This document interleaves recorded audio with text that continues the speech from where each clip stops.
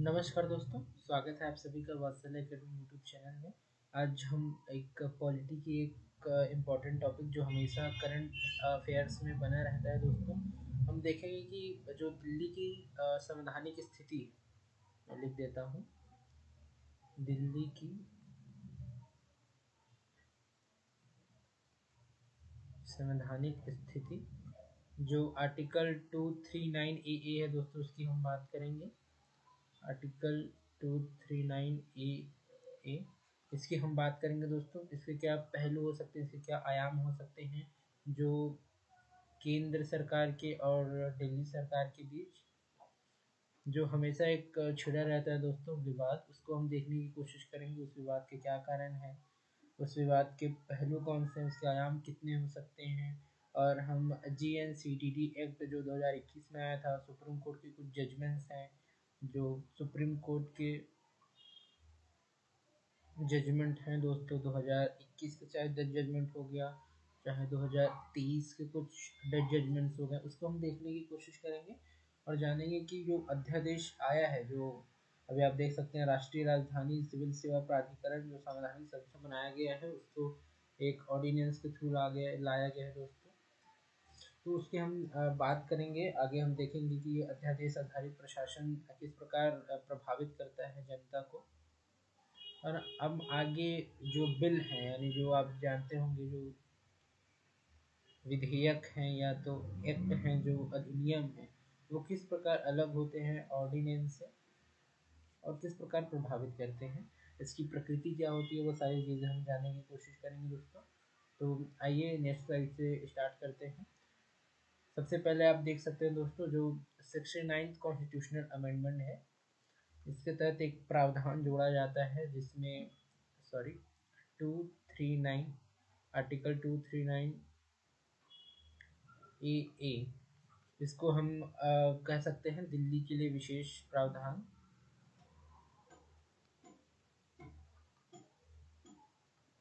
इसमें दिल्ली के लिए कुछ विशेष प्रावधान किए गए दोस्तों।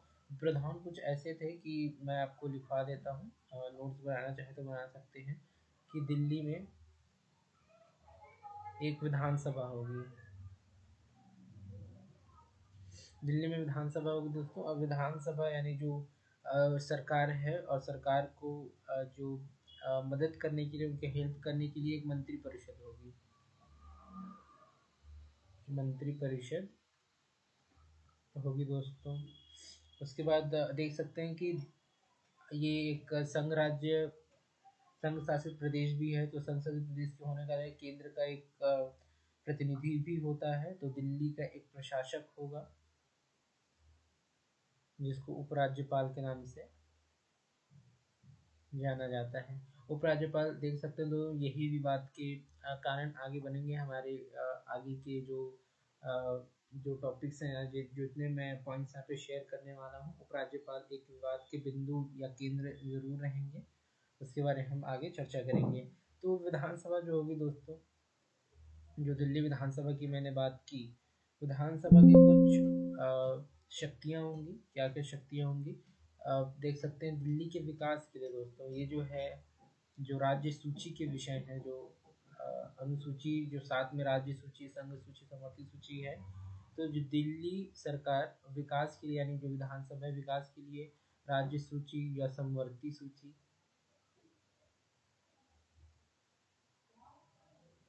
उसके सभी विषय, जितने भी इनमें विषय हैं, उस पर कानून बना सकती है। कानून बना सकती है, लेकिन इसे कुछ अपवाद छोड़े गए दोस्तों। अपवादों की मैं बात करता हूँ। अपवादों में एक तो पुलिस है। पुलिस के रूप में वो अपना कानून नहीं बना सकती या उसको नहीं चला सकती। दूसरा है भूमि, और तीसरा है दोस्तों लोक व्यवस्था। ये जितने भी विषय हैं, पुलिस, भूमि, लोक व्यवस्था, ये सारे केंद्र के पास रहेंगे। ये राज्य को या राज्य सूची या समवर्ती सूची के अंतर्गत नहीं आएंगे।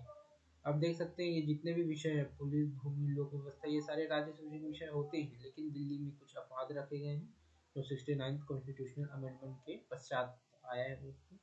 उसके बाद आप देख सकते हैं एक जो विवाद यहीं से ही शुरू हो गया था। विवाद शुरू हुआ कि जब दिल्ली एक राज्य है तो उस पर पुलिस जो है भूमि जो लोक व्यवस्था के विषय क्यों नहीं दिया गया राज्य सूची और समवर्ती सूची में, बल्कि दूसरे राज्यों को तो दिया जाता है।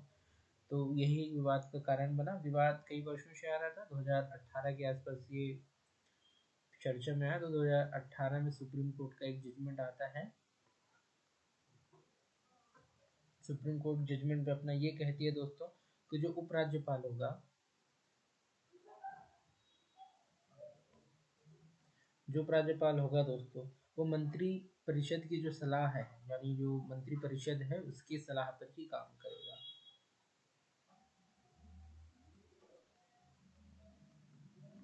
मंत्री परिषद की सलाह पर काम करेगा। और वो उपराज्यपाल को ये कहा गया कि जो हर विषय है उसको राष्ट्रपति के समक्ष नहीं भेजा जाना चाहिए। जो राज्यपाल है उसको सुनिश्चित किया गया कि जो राष्ट्रपति है उसके पास हर एक विषय को नहीं भेजा जाना चाहिए। जो केवल राष्ट्रीय स्तर के विषय हैं, जो राष्ट्रीय कल्याण से जुड़े मुद्दे हैं, राष्ट्रीय हित से जुड़े मुद्दे हैं, केवल उसी को भेजा जाना चाहिए। हर एक विषय को राजनीतिक प्रतिद्वंद्विता या राजनीतिक प्रतिस्पर्धा के रूप में नहीं देखकर उसको हर विषय को राष्ट्रपति को हस्तांतरित नहीं किया जाना चाहिए। तो राष्ट्रीय हित को देखकर ही उसको राष्ट्रपति के लिए आरक्षित किया जाना चाहिए, जो बाकी राज्यों में भी होता है। इसके बाद दोस्तों एक 2021 में केंद्र सरकार एक कानून बनाती है। अगले साइड में हम देखते हैं, इसको कहा जाता है GNCTD एक्ट 2021। इसमें कहा गया दोस्तों कि जो उपराज्यपाल की विवेकाधीन शक्ति है,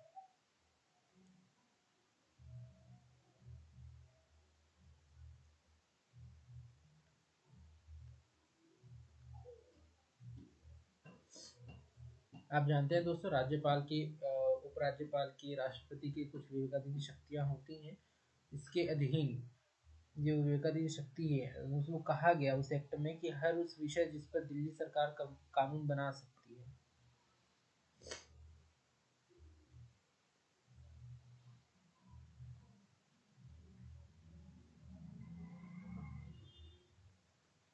इसमें कहा गया कि उपराज्यपाल की विवेकाधीन शक्ति उन विषयों में है जिसमें दिल्ली सरकार कानून बना सकती है। तो एक विवाद का कारण बन गया। और इसमें ये भी कहा गया, जो नॉर्मली मैंने पिछले साइड में बता दिया, कि जो विशेष विधेयक है, विशेष जो विधेयक है उसको राष्ट्रपति के लिए आरक्षित रखेगी, राष्ट्रपति के लिए आरक्षित रखा जाएगा। लेकिन यही एक विवाद का और कारण बन गया दोस्तों कि GNCTD एक्ट में कहा गया कि जो उपराज्यपाल की विवेकाधीन शक्तियां हैं जो वो आर्टिकल 200 के लिए उपयोग करती है। तो दिल्ली सरकार कानून बना सकती है। जिन विषयों पर दिल्ली सरकार कानून बना सकती है, GNCTD एक्ट में कहा गया तो उन सभी विषयों पर, उन सभी आयामों पर दिल्ली को जो उपराज्यपाल होगा उसको विवेकाधीन शक्तियां दी जाएंगी। लेकिन इसके बाद विवाद और बढ़ता गया। विवादों को देख के जो सुप्रीम कोर्ट का एक जजमेंट आता है दोस्तों 2023 में, पिछले साल,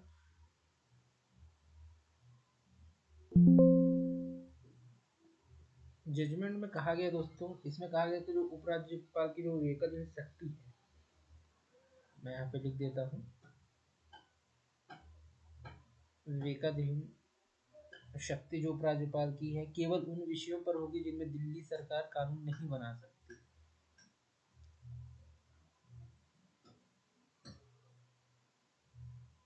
कानून नहीं बना सकती।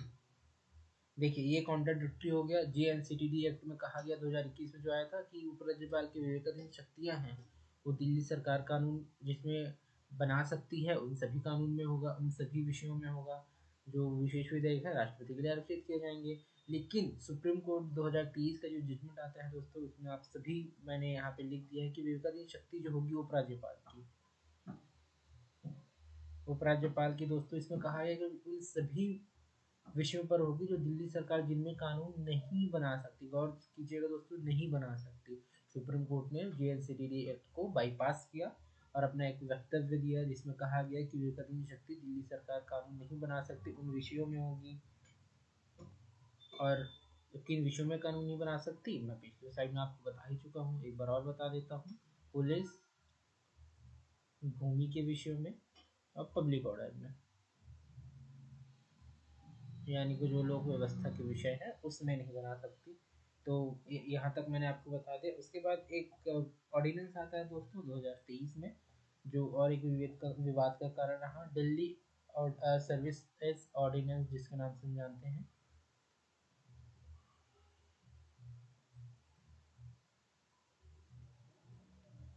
आप जानते होंगे ऑर्डिनेंस, अध्यादेश इसको हिंदी में कहते हैं। अध्यादेश दोस्तों तब लाया जाता है या तो जो लोकसभा है, राज्यसभा के सत्र ना चल रहे हों और कोई आकस्मिक कोई विषय हो उसको या कानून बनाने की जिसमें जरूरत हो, तो अध्यादेश आर्टिकल 123 के तहत प्रेसिडेंट ला सकता है। और आर्टिकल 213 के तहत गवर्नर राज्य में ला सकता है। तो इसी उपयोग शक्ति का उपयोग करते हुए एक ऑर्डिनेंस आया जिसको राष्ट्रीय राजधानी सिविल सेवा प्राधिकरण के रूप में जानते हैं। मैं एक बार लिख देता हूँ,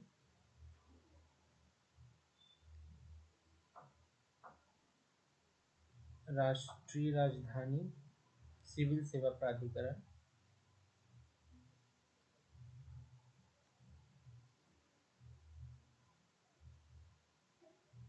जो एक संवैधानिक संस्था होगी, सॉरी सांविधिक संस्था होगी दोस्तों।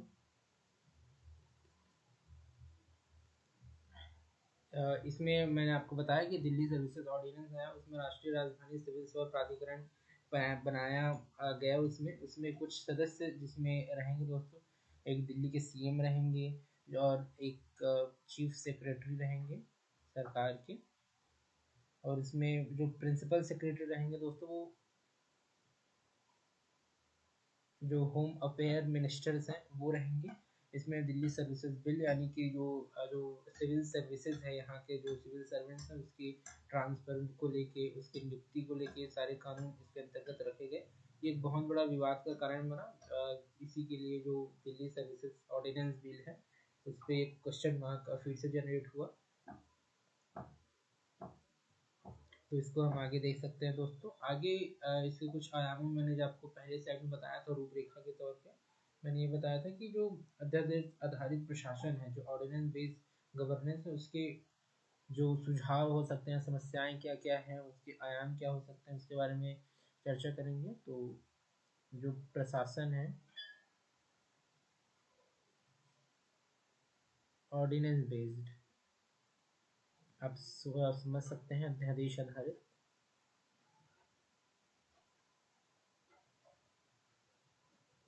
जो शासन है उसकी हम बात करेंगे, उसके विभिन्न आयामों की बात करेंगे।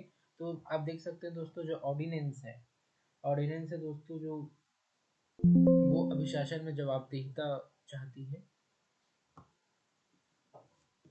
2 सेकंड दोस्तों, 2 सेकंड।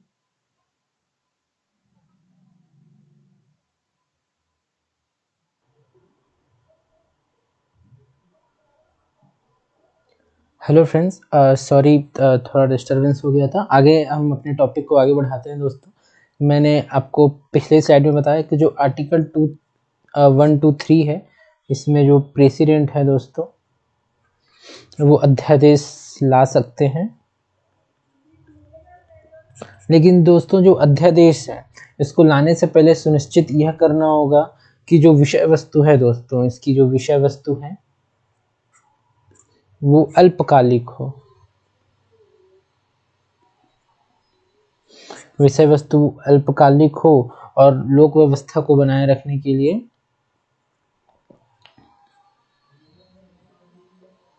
जो लोक व्यवस्था है दोस्तों उसको बनाए रखने के लिए जो आकस्मिक कोई कानून की आवश्यकता अगर पड़ गई, आकस्मिक कानून की आवश्यकता पड़ जाती है, उसकी आवश्यकता को देखते हुए ही जो अध्यादेश है दोस्तों उसको प्रस्तावित करना चाहिए। और इसके दोस्तों एक और बात ध्यान में रखा जाना है कि जो लोकसभा है और जो राज्यसभा है वो सत्र में अगर नहीं है तभी लाया जाए, क्योंकि अगर लोकसभा और राज्यसभा जो सत्र में है तब तो वो कानून बना ही लेंगे। तो आप ये ध्यान रखिए दोस्तों, जो प्रेसिडेंट है वो अध्यादेश लाने से पहले उसकी विषय वस्तु की जानकारी ले लें, चेक कर लें, और अगर जो विषय वस्तु अल्पकालिक हो, लोक व्यवस्था को बनाए रखने और आकस्मिक कानून बनाए जाने की आवश्यकता हो, और लोकसभा और राज्यसभा दोस्तों सत्र में ना हो, तभी अध्यादेश को प्रख्यात करना चाहिए, उसको प्रस्थापित करना चाहिए। अन्यथा उसके लिए लोकसभा और राज्यसभा कानून बनाने के लिए हमेशा विद्यमान रहती है। इसको आप देख सकते हैं दोस्तों। और एक छोटा सा हम बिल एक्ट और हम जो ऑर्डिनेंस है उसका डिफरेंस हम यहाँ पे देखने की कोशिश करते हैं दोस्तों। इसमें सबसे पहले एक आयाम हो सकता है कि जो बिल यानी एक्ट है, जो इसमें इसको हम कह सकते हैं संसदीय अभिशासन बोल सकते हैं।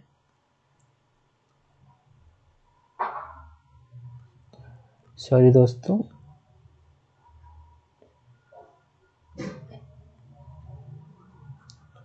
दो सेकंड समय दीजिएगा।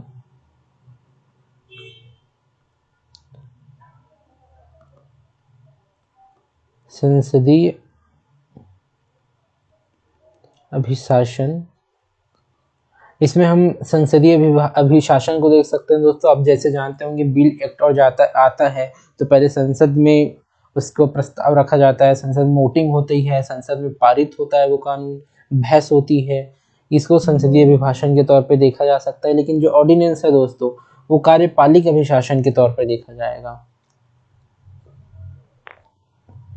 जो कार्यपालिक अभिशासन है उसके अंतर्गत देखा जाएगा, क्योंकि जो राष्ट्रपति हैं दोस्तों मंत्री परिषद की सलाह पे ही कार्य करेंगे, और इसीलिए वो कार्यपालिक अभिशासन के तौर पे मुख्यतः देखा जाएगा। और उसके बाद हो सकता है दोस्तों एक संसदीय अभिभाषण है, उसके तहत देख सकते हैं कि इसमें बहस होती है, इसके सारे जो बिंदु हैं, पॉजिटिव्स हो गए, निगेटिव्स हो गए, उस पर सारे पे चर्चाएं होती हैं। लेकिन दोस्तों इसमें ऐसा कोई भी प्रावधान नहीं होता, क्योंकि ये आप जानते हैं कार्यपालिक अभिशासन होता है। और इसमें तीसरा देख सकते हैं इसके विपक्ष की राय दोस्तों, विपक्षी राय इसमें देखी जाती है। इसमें बहस, जैसे मैंने पहले बताया, विपक्षी राय होती है। लेकिन दोस्तों इसमें विपक्षी राय नहीं होती, विपक्षी राय नहीं देखी जाती।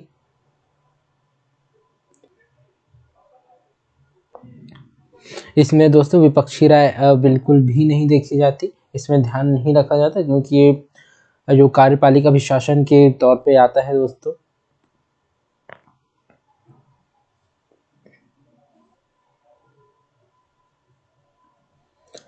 अब उसके बाद हम देख सकते हैं दोस्तों एक डीसी वाधवा केस आता है। डीसी वाधवा केस में